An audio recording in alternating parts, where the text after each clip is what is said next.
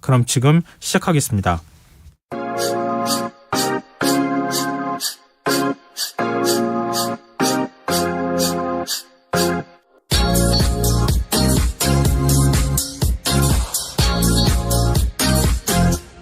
KBS 1라디오 김성환의 시사야.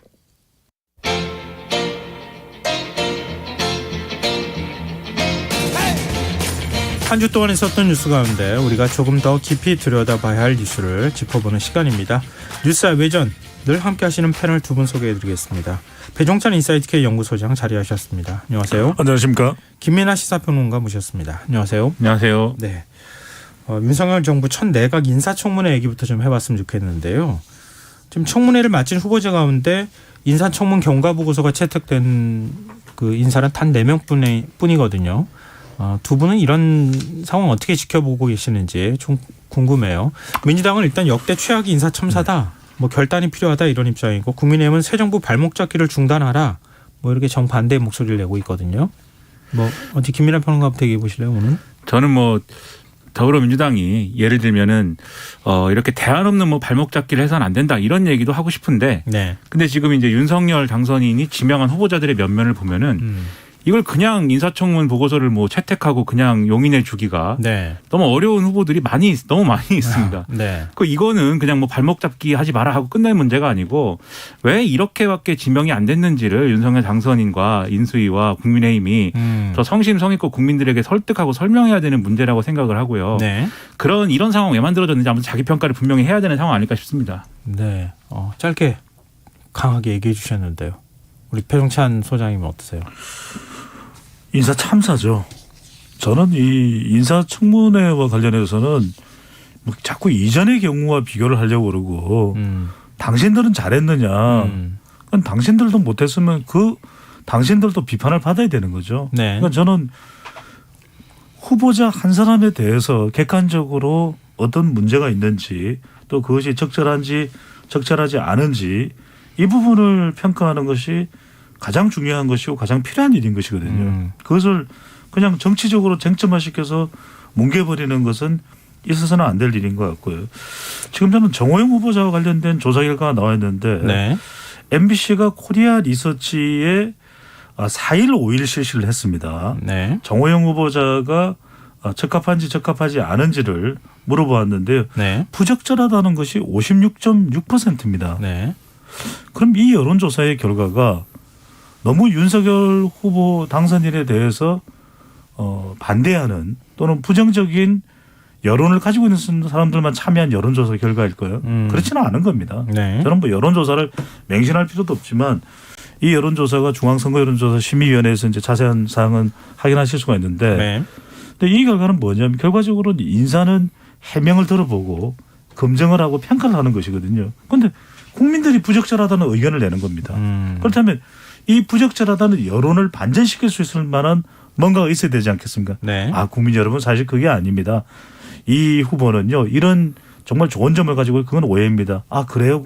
이제 우리가 좀 제대로 알았습니다.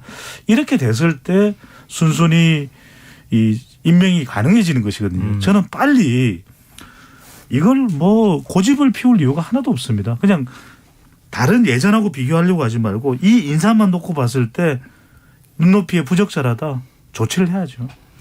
근데 지금 어떤 후보자, 정호영 후보자 얘기하셨지만 지금 민주당하고 정의당에서는 한 4명, 5명 이렇게 얘기를 하고 있는 상황이잖아요. 18명의 장관 중에서 4명, 5명을 낙마시킨다. 이거 새 정부 입장에서는 굉장히 부담스러운 일이 될 수밖에 없거든요. 물론 이제 애초부터 인사 과정 자체가 잘못됐다 이렇게 얘기하기 시작하면 한도 끝도 없는 얘기가 될 가능성이 있을 것 같고요. 그래서 제가 우리 시간을 통해서도 말씀드렸지만 교통 정리가 되면 되는 겁니다. 그러니까 결국 협치고 중재라는 것은 무슨 이야기냐면 인사 참사가 발생을 했다. 그래서 몇몇 후보에 대해서는 국민 눈높이에 맞지 않고 조치할 수밖에 없습니다. 하지만 네. 윤호중 비대위원장께서 한덕수 총리 후보자에 대해서는 좀 적극적으로 검토를 해 주시면 좋겠다. 그게 중재입니다. 그러니까 네. 그 교통 정리를 하면은 이 세상에 못할 것도 없는 것이거든요. 서로 전쟁에서 적군과 아군도 만나서 협상을 하는데 네. 우리 그냥 국민입니다. 그냥 당이 다를 뿐인 것이고요. 또 누가 집권을 했냐 집권하지 못했냐면 만나서 이야기를 하면 됩니다. 이런 오해를 좀 풀어주십시오. 아니 그런데 너무한 거 아닙니까? 지금 국민들도 뿔이 나 있습니다. 아 그래요? 어떤 부분입니까? 그건 제가 조치를 하겠습니다. 그럼 대신에 한덕수 총리 후보자가 여러 가지 국민 정서에 안 맞는 것들에 좀 도와주십시오. 정말 그러면 일이 안 되겠습니까? 저는 안 될 것 같다가도 되는데 그래요? 나는 그럼 추경호 경제부총리 통해서 대행하겠습니다. 전쟁이죠. 지금 김민하 평론가한테 그걸 좀 물어보고 싶은데요.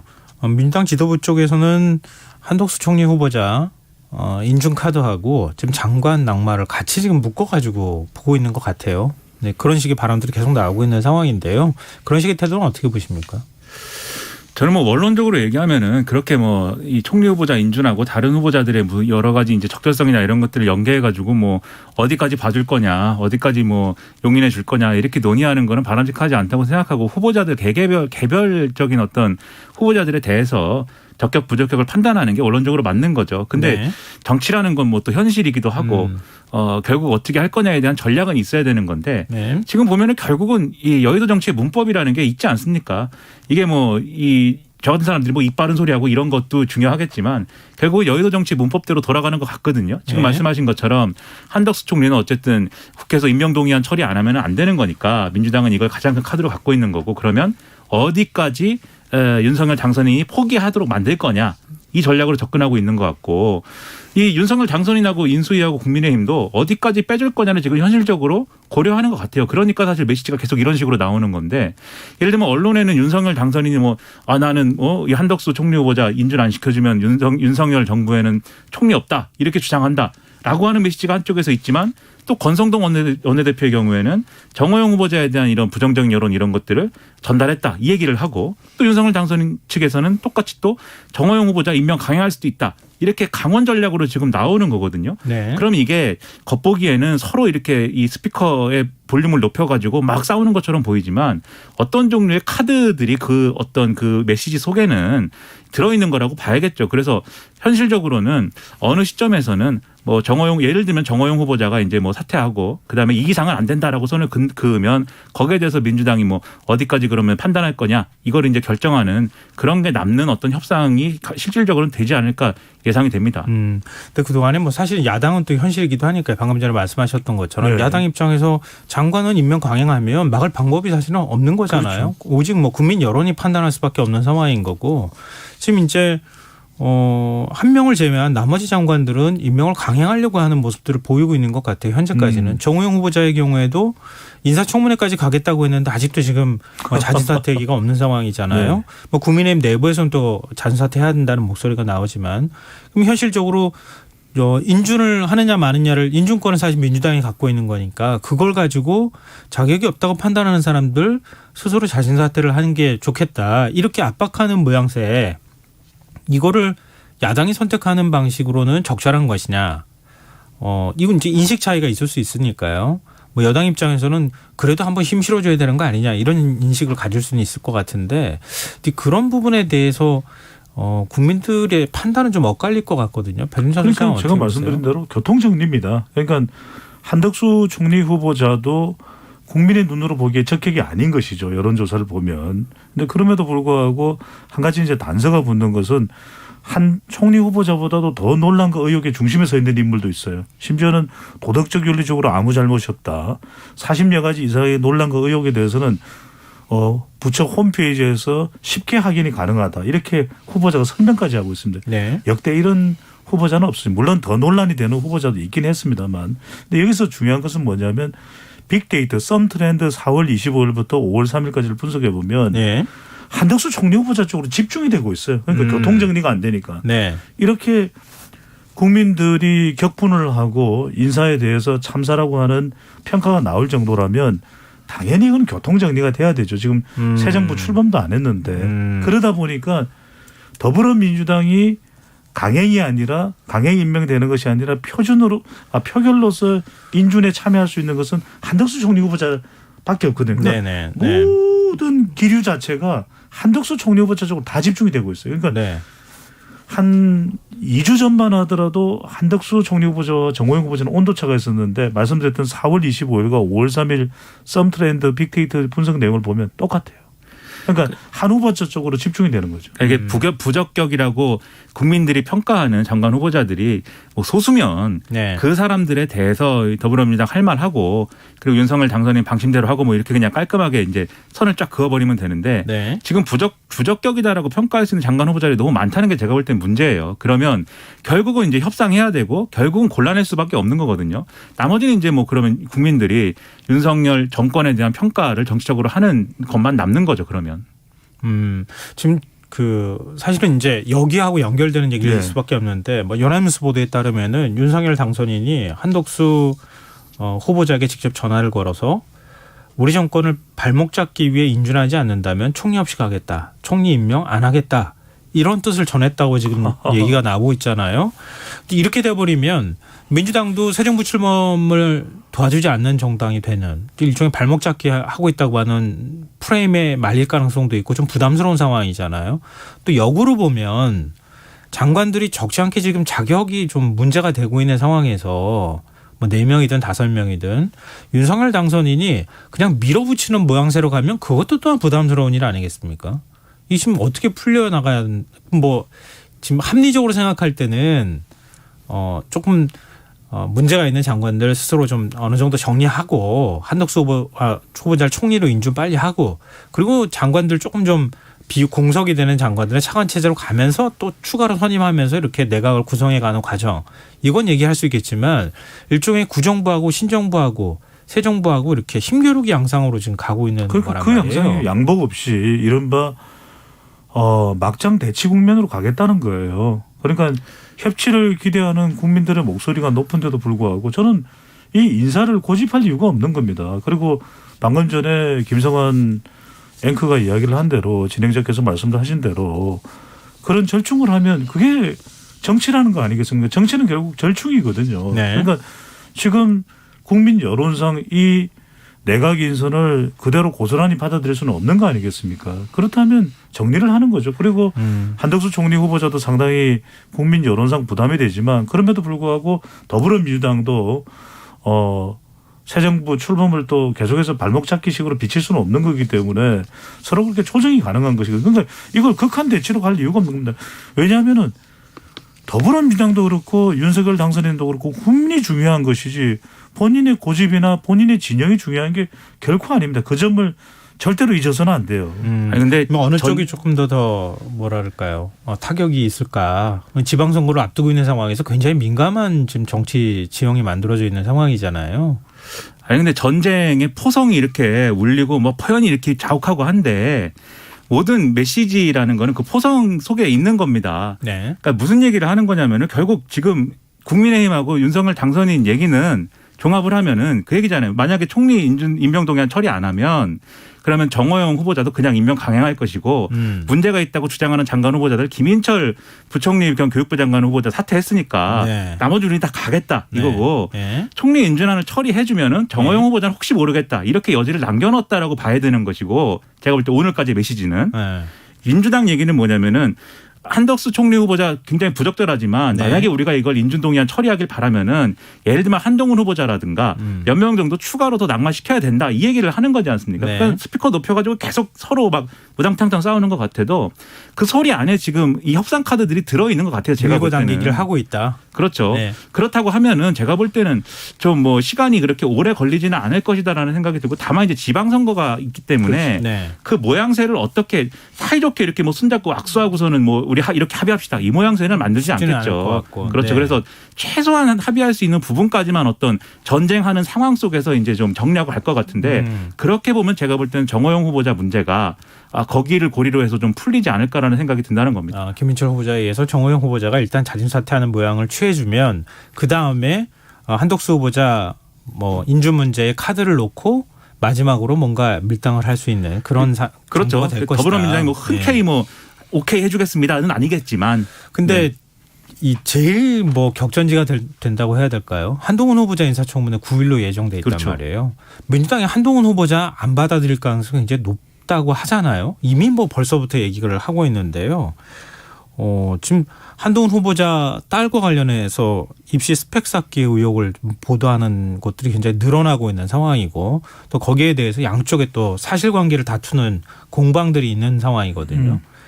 그러니까 결국은 한동훈 후보자한테 모든 관심이 집중되고 한동훈 후보자를 낙마시키느냐 안 시키느냐가 한덕수 후보자 인준을 하느냐 마느냐가 결정되는 마지막이 될 것 같거든요. 마지막 고비.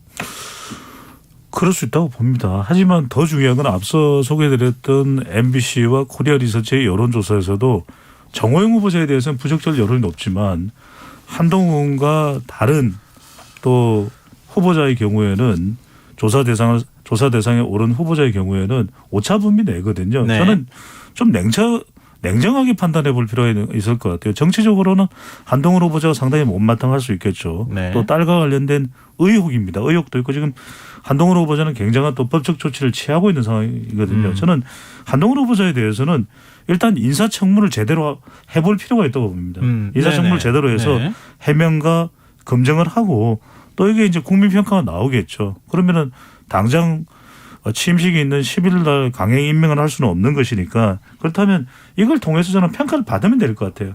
오히려 냉정한 평가를. 그럼 되지. 이걸 뭐 한동훈은 절대 안 된다. 또 윤석열 당선이 이제 다음 주부터는 대통령인데 한동훈 없이는 난 절대로 못 가겠다. 내각 인선의 핵심은 한동훈이다. 이런 고집이거든요. 저는 그렇게 가지 말고 인사청문회를 제대로 해보고 더불어민주당도 마찬가지로 그래서 네네. 평가를 받으면 되겠죠. 네. 예, 김민하 평론가 어떻게 한동훈 후보자 인사청문회에서는 이 갈등이 안 풀리겠죠. 100%. 보세요? 네.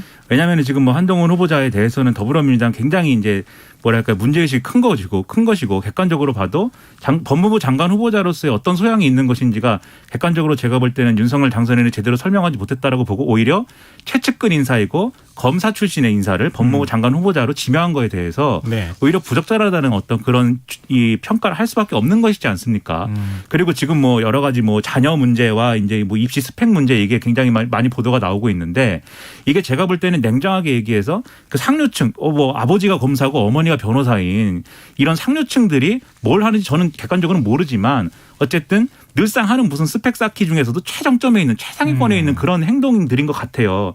그럼 네. 그렇게 자녀에게 일종의 뭐 학벌 대물림, 부의 대물림을 시도하는 그러한 어떤 가정의 어떤 뭐 이 속한 가장에게 법무부 장관이라는 무거운 짐을 지게 하는 게 맞느냐라는 큰 의문을 가질 수밖에 없는 것이죠. 네. 다만 이런 건 또 같이 봐야 될 필요가 있습니다. 이 더불어민주당 일각에서는 예를 들면은 이것도 한동훈 후보자 옛날에 조국 전 장관 수사한 것처럼 압수수색 당하고 막 해야 되는 거 아니야. 뭐 이렇게 막 주장을 하고 이런 네. 얘기도 나오는데 네. 근데 그건 또 제가 볼 때는 다른 문제일 수 있거든요. 왜냐하면 지금 이 딸이 고등학교 2학년이고 실제로 이 스펙이나 이런 게 입시에 들어갔다거나 뭐 이게 그거는 상이 뭐 아니기 지출됐거나 때문에. 이런 것도 아니고 범죄 혐의가 지금 있는 건 아니니까 네. 그래서 그런 부분을 제가 볼 때는 합리적으로 보면은 그렇지 않은 건데 하지만 더불어민주당과 지지자들은 주장한단 말이에요.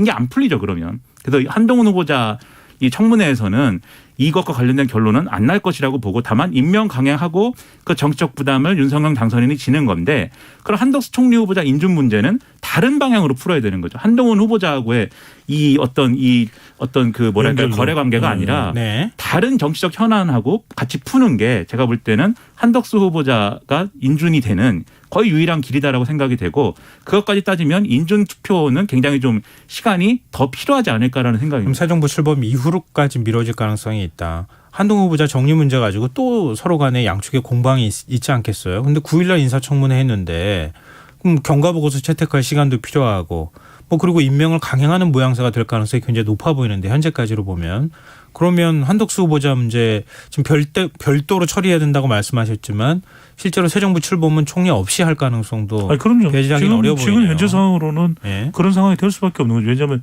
9일날 인준 표결이 이루어지기는 어렵거든요. 그러면 취임식 당일날 하기도 어려운 일이고 미뤄진다고 봐야죠. 네, 알겠습니다. 인사청문회 얘기는 일단 여기까지 좀 하죠. 네. 뭐 결국 이제 한동훈 후보자 문제하고 이른바 검찰 수사권 축소 법안 문제 그리고 이제 법사위원장 자리 문제 이게 연결이 될 수밖에 없는 얘기이긴 한데요. 민주당이 후반기 법사위원장을 국민의힘 쪽에 넘기기로 약속을 하지 않았습니까? 이 전반기 국회 구성할 때. 근데 다시 원점에서 재검토하겠다. 우리가 후반기 법사위원장도 계속하겠다. 이런 입장을 보이고 있거든요. 이 태도 어떻게 보십니까? 저는 이거는 약속을 이행하는 게 맞을 것 같아요. 예. 왜 그러냐면은 일단 상임위원회는 출범부터 상당히 난항을 겪었지 않습니까? 왜냐하면 상임위원회를 거부하고 그렇게 이제 21대 국회가 출범을 했는데 일단 이게 제가 알기로는 약속을 한 것으로 알고 있거든요. 네. 반반씩 나누어서 한다. 근데 지금 그렇게 하지 않겠다고 하는 더불어민주당의 이유가 이 검찰 수사권 분리권 관련해서 조정 합의안을 파기한 것 때문에 그럼 파기한 거는 파기한 대로 권성동 원내대표를 비롯해서 국민의힘이 의총까지 추인이 된 것이기 때문에 비판받아야 되겠죠. 그런데 상임위원장을 배분하기로 약속한 거는 또 다른 차원이기 때문에 저는 네. 이렇게 연계하게 되면 정말 굉장히 정치가 지저분해질 것 같아요. 물론 제가 모르는 다른 내용이 있는지는 모르겠지만 네. 일단 이건 좀 별개로 가야 되지 않을까. 약속은 약속이고 국민의힘이 이 수사권 검찰 수사권 기소권 분리 법안에 대해서 합의안을 번복한 부분은 그 부분은 또 그 부분대로 비판을 받아야 되겠죠. 그러니까 민주당은 이제 중대범죄수사청 설치하는 문제 이런 거 사개특위 운영을 또 해야 되는 상황이기도 하고 그건 뭐 특별위원회를 운영한다 하더라도 어찌됐든 법안을 다시 한번 수정하는 과정들을 거쳐야 되잖아요. 중시청을 설치하려면 중시청 설치법도 만들어야 되고 법사위원장 자리를 만약에 국민의힘에서 갖고 가게 되면 그 이른바 검찰 수사권 축소 법안 통과는 시켜놓고 실제 시행은 못 들어가는 어려움이 있겠죠. 예, 이런 상황이 예. 될 것을 아마 우려하고 있는 거 아닌가 싶은데 그러니까 국민의힘 또 역으로 이런 얘기를 해요. 국회의장 전반기 가져갔으니까 그러면 국회의장을 우리한테 양보해라 이렇게 또 얘기하고 있거든요. 이것도 또한 민주당에서 받기 쉽지 않을 것 같고 이게 어떻게 풀어야 되는 겁니까 이거? 그러니까 이거 이제 항상 이 더불어민주당에서 제가 볼 때 계속 메시지를 좀 조심해야 되는 게 그러니까 더불어민주당하고 지지자들만 그 상정한 메시지는 제가 볼 때는 좀 내지 않는 게 좋습니다. 무슨 얘기냐면 네.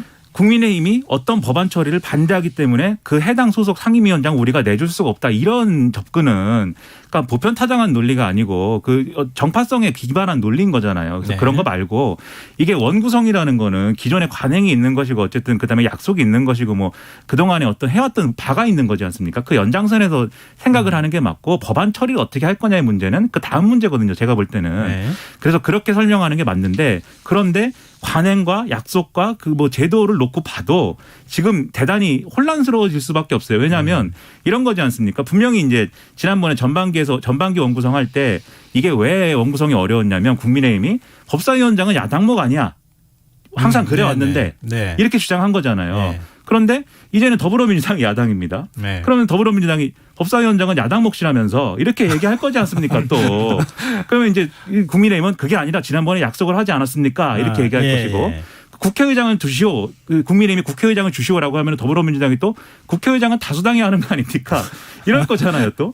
그러니까 이게 기준이 서로 자기들의 유리한 기준만 얘기하는 그런 국면의 협상인데 근데 이 문제의 본질은 사실 법사위원장 권한이 너무 크다는 게 본질이에요 사실. 그래서 지난번에 네. 전반기 원구성 얘기할 때도 이 법사위원장 권한 문제부터 해결하고 나서 하자고 하는 논의를 진행하다가 결국 그냥 이 전반기 후반기로 나눠서 협의합시다라고 끝낸 거잖아요. 예. 그 후과를 다시 맞게 된 거여서 결과적으로는 그 문제를 해결을 해야겠는데 과연 할 수 있을까 상당히 회의적입니다. 그러니까 서 있는 위치가 다르면은 주장하는 바도 달라진다고. 네. 서 있는 위치가 또 바뀐 거 아니에요? 그렇죠. 바뀌고 나니까 또 얘기가 달라지는. 저는 이런 그런 상황이 말씀을 나타나는 것 짧게만 같네요. 좀 드리고 싶은 게 뭐냐면은 법안도 그렇고 이런 배분도 그렇고 제발 좀 국민 여론을 좀 수렴했으면 좋겠어요. 그러니까 국민 여론을 안고 가면 뭐 위치가 바뀌든 정권 교체가 되든 정권 재창출이 되든 그렇게 고민할 필요가 없는데 국민 여론은 공감도는 떨어지는데 자꾸만 뭔가 숫자로 또 국회에서의 어떤 이 기세우기로 기싸움으로 이걸 뭔가 좀 해보려고 하는 그게 전 계속 파행의 원인이 된다는 생각이 듭니다. 네, 알겠습니다. 지금 앞서 뭐 인사청문회 얘기도 하고 법사위원장 뭐 얘기도 했지만 아무래도 지금 지방선거를 앞두고 힘겨루기는 계속될 수밖에 없는 상황인데 결국 그 힘겨루기를 하더라도 윤석열 당선인 입장에서 지지율이 높게 나와야 뭔가를 밀어붙이거나 그 국민들 지지를 등에 업고 뭘 할 수 있는 상황인 것 같은데 지금 문재인 대통령 임기 마지막 국정 지지율이 45%로 역대 대통령 가운데 가장 높은 수치를 기록했다 이렇게 얘기하는데 윤석열 당선인의 취임 전 마지막 지지율은 41%로 문재인 대통령보다 낮은 것으로 나타났다. 이런 여론조사 결과가 있어요. 네. 지금 먼저 이거 김민하 평론가가 간단하게 소개를 좀 해주실래요? 한국갤럽이 지난 3일 4일 이틀간 전국 만 18세 이상 1,000명 대상으로 조사를 했는데요. 문재인 대통령 이 집권 마지막 여론조사였는데 국정수행 지지율이 45%를 기록을 했고 부정평가가 51%였다라는 겁니다. 이건 이제 직선제 이후 대통령들 마지막 이제 지지율로 봤을 때는 가장 높은 수준이다라는 네. 거고요. 근데 윤석열 대통령 당선인 직무수행 긍정평가는 41%였고 부정평가가 48%였는데 그 전주보다 긍정평가는 2%포인트 줄었고 부정평가는 4%포인트 늘었다라는 겁니다. 네. 이 부정평가 응답자 중에 가장 많은 32%가 집무실 이전 논란 이것 때문에 부정평가했다라고 답을 했고요.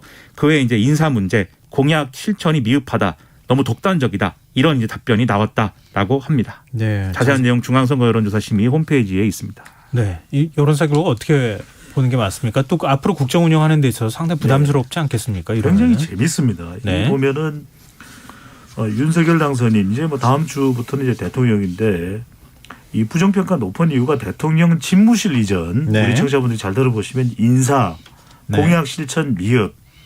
근데 자 인사는 우리가 이야기를 했던 부분이고요. 또 집무실 이전과 관련해서 상당히 논란이 있었고 그다음에 공약 실천 미흡은 아마도 여성가족부 폐지나 또 병사 200만 원 월급을 예.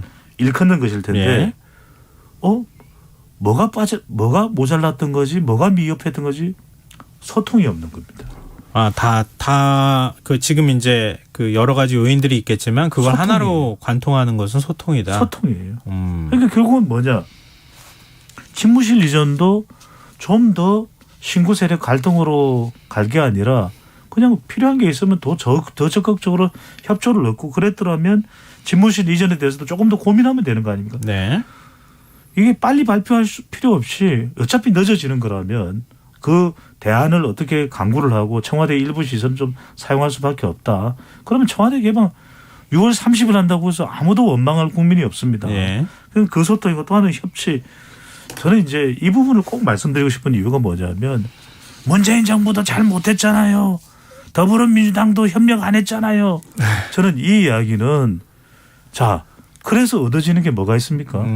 어차피 그게 뭐 좀 잘 못된 부분이 있다면 국민들이 평가하겠죠. 이제 새 정부는 미래를 봐야 되잖아요. 네. 그럼 과거에 그랬다. 이전 정부가 그랬다. 부족했다. 그럼 우리는 더 잘하겠다. 그래서 저는 통합입니다. 그래서 이런 부분들을 강조하면 지지율이 지금 60% 제가 볼 때는 계산해 보니까 한 65%까지는 올라갈 수 있거든요. 왜냐하면 20, 30대에서 10%씩 더 받고 여성에서 한 15%더 받고 중도층에서 10% 더 받으면 지금 65%까지 올라갈 수 있어요. 네. 그런데 이걸 계속해서 고집을 피울 이유는 없는 거죠. 네. 김민하 평론가.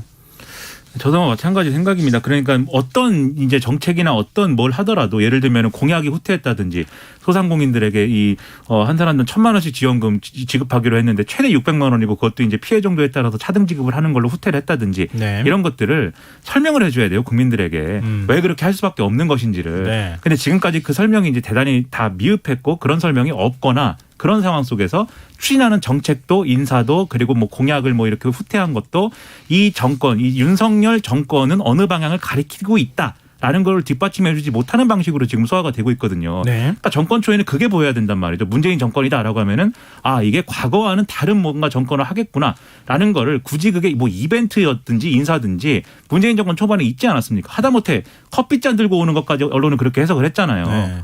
아메리카노 시원한 거 들고 나온다. 웃옷 벗고. 근데 지금 이제 윤석열 당선인, 윤석열 정부 아직 시작 안 했지만 네. 아직까지 그런 거 없거든요. 그리고 논란되는 것만 있다 보니까 이거는 뭐 긍정평가할 수 있는 국민들의 어떤 그런 여지가 사실 없는 거죠. 그게 이제 문제인 겁니다. 네. 알겠습니다. 저 제왕적 대통령제에서 벗어나겠다. 대통령의 모습에서 벗어나겠다고 용산을 가겠다고 했는데 지금 소통이 부족하다고 얘기하면 뭔가 앞뒤가 안 맞는 거잖아요. 좀 더 당선인이 적극적으로 소통하고 또 국민들이 부정적으로 생각하는 의견들을 좀 적극적으로 수렴하는 모습들을 보일 필요가 있다. 그럼요. 그런 말씀 좀 귀에 들어오는 것 같습니다. 지금 여러분께서는 KBS 라디오 김성환의 시사를 듣고 계십니다. 뉴스의 외전 김민하 시사평론가 배종찬 인사이트 K 연구소장 두 분 패널과 함께하고 있습니다.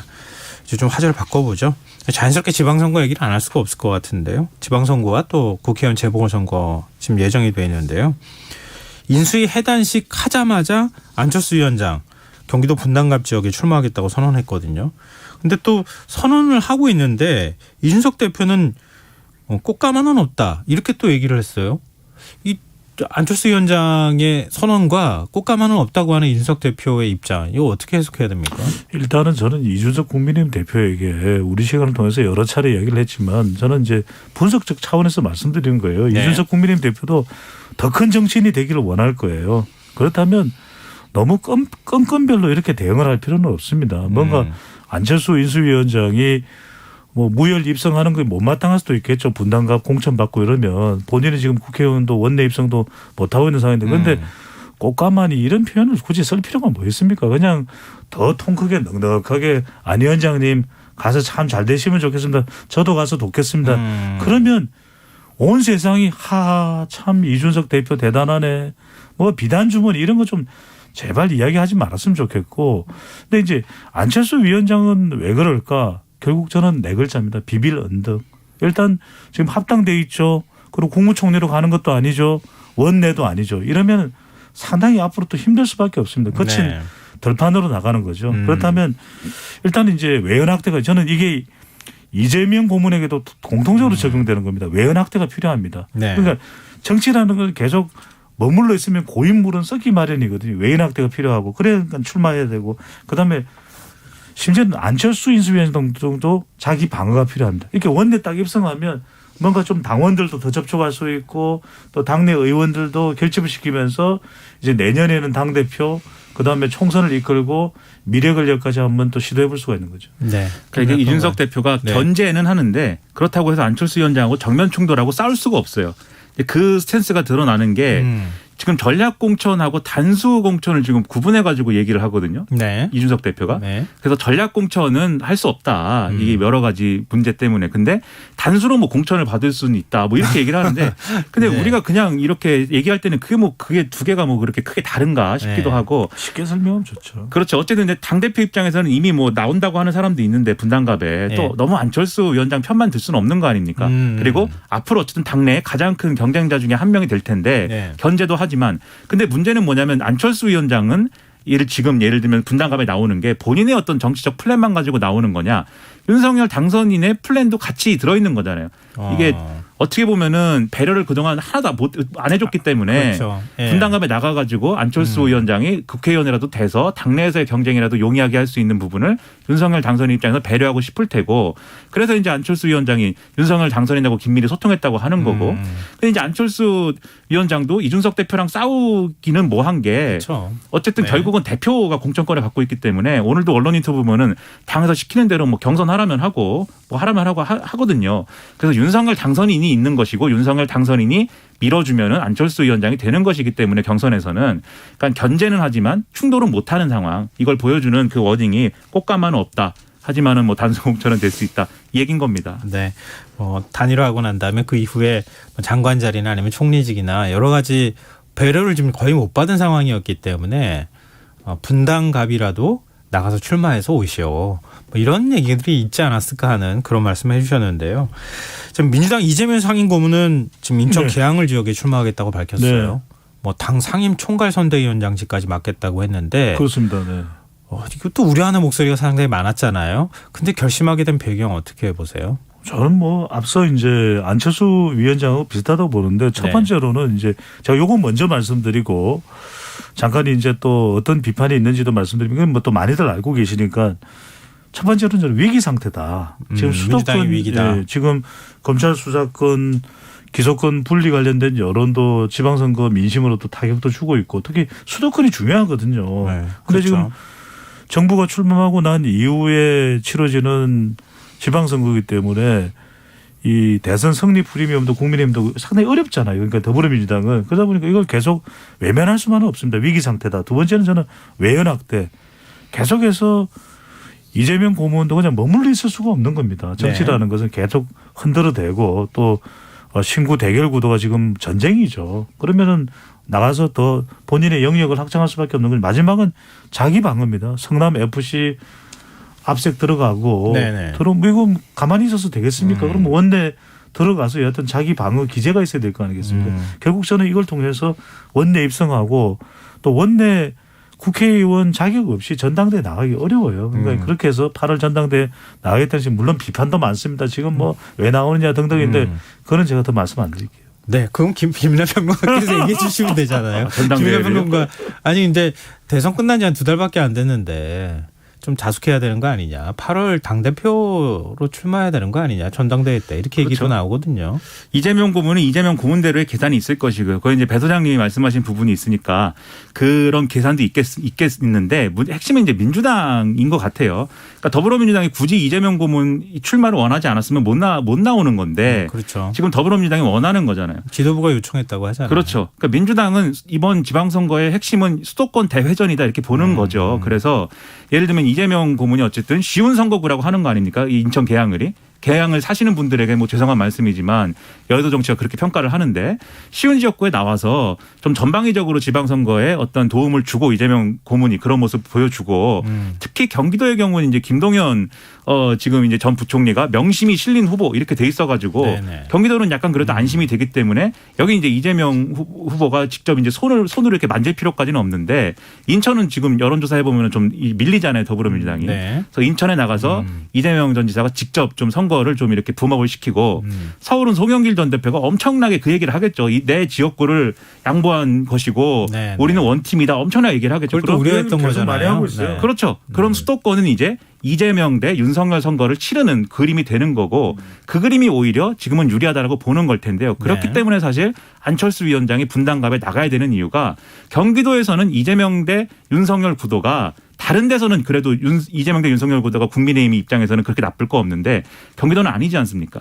그러니까 여기는 또 안철수 위원장이 나가야 되는 거고 이런 계산들이 지금 엇갈리고 있는 상황인 거죠. 뭐 제2의 대선이 될 것이다 이렇게 얘기를 하는데 윤심을 업은 그러니까 사실상 단일화를 한 안철수 위원장이 지금 분당으로 나가고 이재명 후보는 지금 인천으로 나가고 이렇게 하다 보면은 대선이니까요. 경기, 인천, 서울 이렇게 전부 다 2차 대선 그렇죠. 모양이 그럴 끼게 될 수밖에 없는 가능성이 것이 지금 높다는 이제 말씀이시군요. 행정부 권력은 윤석열 정부, 이제 의회 권력은 더불어민주당이니까 이제 지방 권력으로 저울질이 되는 거죠. 알겠습니다. 말씀 나누다 보니까 굉장히 흥미로운 얘기가 많이 나왔던 날이었던 것 네네. 같습니다. 자, 오늘 뉴스야 외전 여기서 마무리하겠습니다. 벌써 끝나요? 왜요? 너무 아쉽네요. 더 하시고 싶으세요? 2시간 아니에요? 아유 참 농담도. 자 뉴스 외전 여기서 마치겠습니다. 지금까지 김민하 시사평론가 배종찬 인사이트 K 연구소장 두 분과 함께했습니다. 고맙습니다. 고맙습니다. 고맙습니다.